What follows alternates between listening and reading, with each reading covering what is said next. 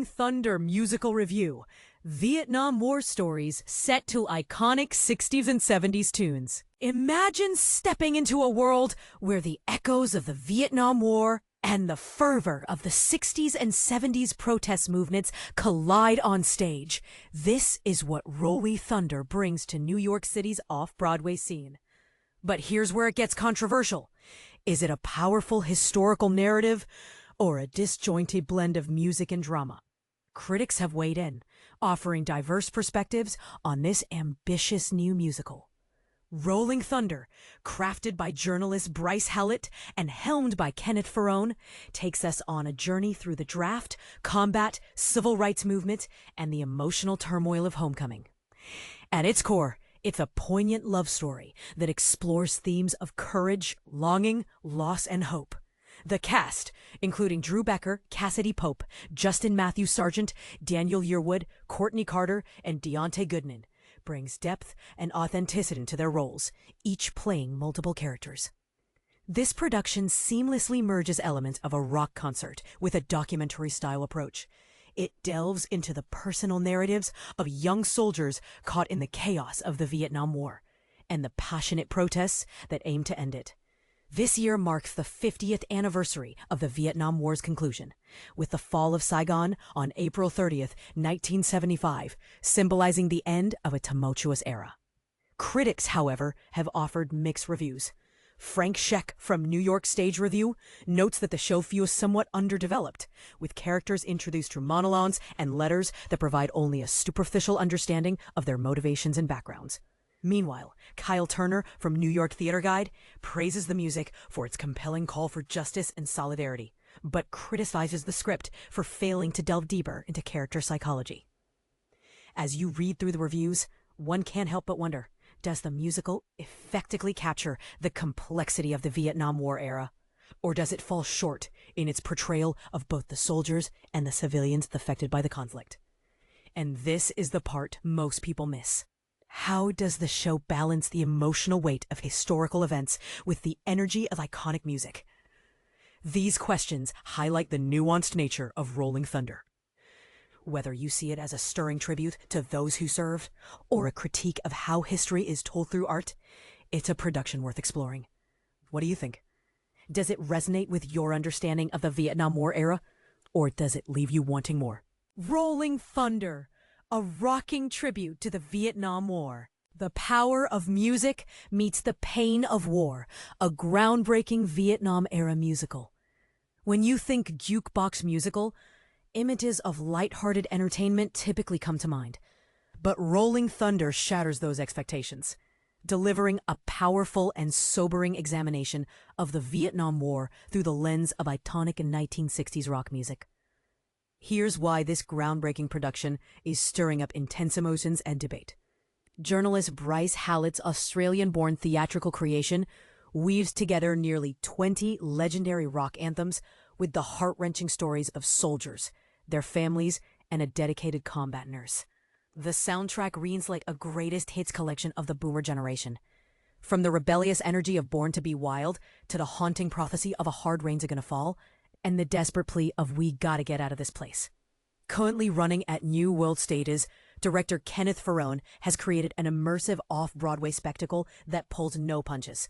The production surrounds audiences with massive video screens and TV monitors, while Jake DeGrood's psychedelic lighting and Mike Tracy's thunderous sound design recreate the sensory chaos of warfare, complete with deafening helicopter rotors and the terrifying roar of napalm strikes.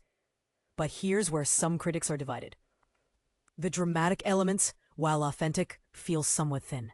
We follow soldiers Johnny, Drew Becker, Thomas, Justin Matthew Sargent, Andy, Daniel Yearwood, and Mike Deontay Goodman through monologues and letter readings that sketch their characters in broad strokes. Thomas follows his military father's footsteps, Johnny seeks adventure from farm life, and Andy reluctantly serves after being drafted.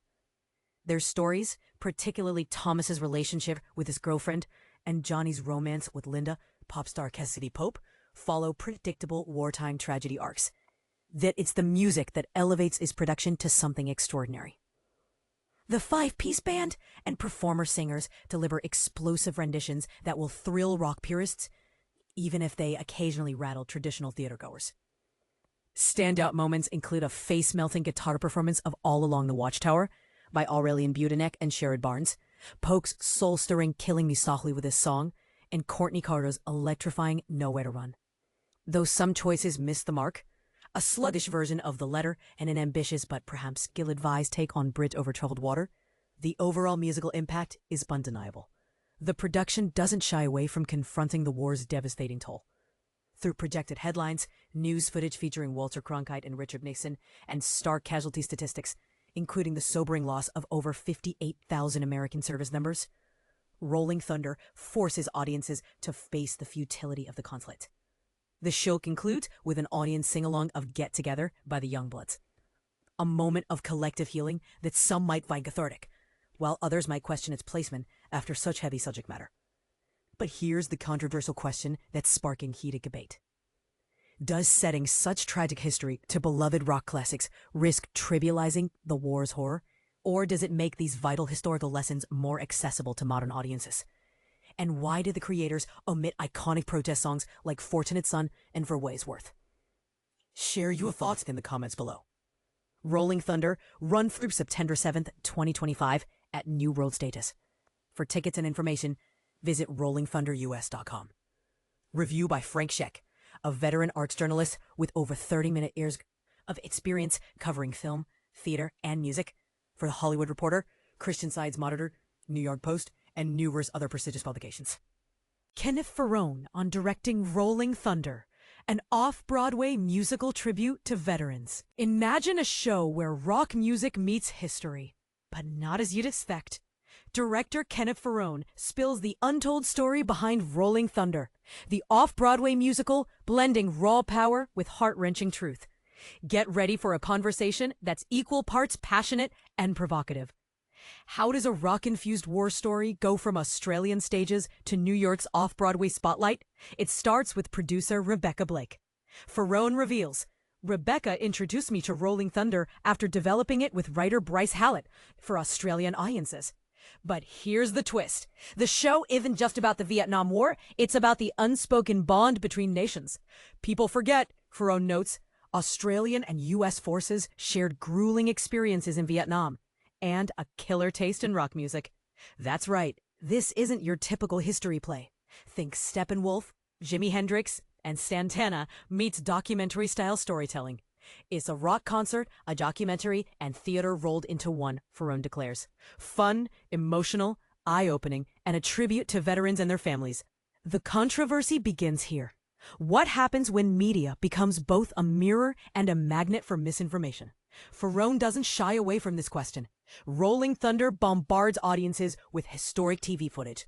Walter Cronkite, MLK, Nixon, all while characters navigate the blur between reality and propaganda. It's chilling how little the media landscape has changed, Ferrone admits. We're reminded of the double-edged sword, holding power accountable versus commercializing suffering. That's heavy, but Ferrone balances it with hope. 50 years post-Vietnam, this show asks us to learn from the past, to examine the present, and build a better future. Working with country pop star Cassadee Pope wasn't just exciting. It was a risk worth taking. Cassadee's no stranger to stages, Ferrone shares, but originating a role is totally new territory. And the cast? Phenomenal. Their vocal power? Unmatched on any New York stage. I'm not exaggerating. But what made rehearsals so intense? The show was evolving daily. Making changes on the fly requires a kinship, Ferrone explains. They shared personal stories, life experiences, and research, deepening the characters' nuances. The result? Performances so textured, audiences care about these people. Rocking their faces off is an understatement. Advice for aspiring Broadway pros? Ferrone's take might surprise you.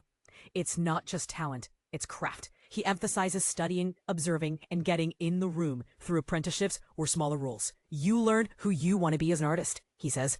But the real hurdle? Balancing survival with heart. Can you raise a family, run a side business, and chase Broadway? Absolutely, Theon insists. Scholarships, internships, they're breaking down barriers. His final tip? Celebrate small wins. Got a callback? PA gig? Coffee table play reading? Celebrate. Milestones matter, he says. Cliché? Maybe, but critical. What's success to Ferrone? It's not fame or fortune. It's staying true to yourself, even when the crowd demands otherwise. In a world where everyone has opinions, he argues, finding your authentic path is both rare and powerful. Why is that? Because life twists. Hardship happens. You'll lose yourself. But success? Following breadcrumbs back to your core. So why does Rolling Thunder matter now? The 50th anniversary of Vietnam is more than a milestone, Ferrone argues. It's a reminder to hear veteran stories, question media narratives, and choose love over division. But don't expect a dusty history lesson. No way, he laughs. It's a contemporary rock explosion with beats so bold they'll shake your bones. Final word? Everybody get together, try to love one another right now. Want to experience this electric tribute? Visit rollingthunderus.com for a Becoming Racist. Ready to debate media's role or how we view veterans? Drop your thoughts below.